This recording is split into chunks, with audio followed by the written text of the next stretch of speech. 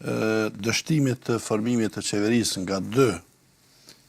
mandatarë që vijnë nga lëvizjeve të vendosje, unë kam mendim ndryshin nga parafolsi se përket përpjekjeve të zotit Konjufsa. Mendoj që ka qenë ma insistuese sa vetë zoti Kurti. Zoti Konjufsa? Zoti Konjufsa për shkak se ka shpresu që mund të ketë një shtrirje dore të bashkëpunimit duke marrë parasysh edhe sjelljet e tij gjatë mandatit kur ka qenë kryetari i Kuvendit Kosovës, po edhe ka qenë një figurë ma ekuilibruese, ma pak polarizuese se sa zoti Kurti. Madje edhe aktorët të opozitës e dëshmojnë që ka pas tentativa dhe përpjekje për ta bërë një qeveri me mandat të afaqshkurt. Dhe unë kom prit që partitë opozitare t'jenë në nivelin e përgjegjësisë për shkak se rrethonat të cilat janë kriju e kanë kërkuar një qeveri domosdoshmë për 2-3 muaj, 3-4 muaj, me qëllim që të kaloj ligji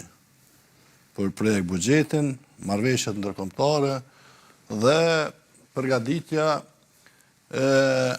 procesit të mirëfillt të zgjedhjeve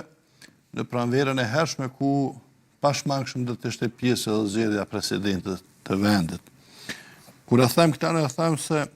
edhe zoti Haradinaj e ka konfirmuar që është kontaktuar nga zoti Konjufsa, po edhe sot apo dje, nëse s'gaboj, kishim në deklarim të njërit prej figurave emblematike të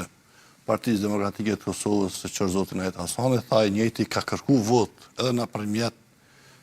babait e vet që të ketë një reflektim me qëllim që kjo qeveri të ndodhë. Besoj që janë shumë rastet për të qenë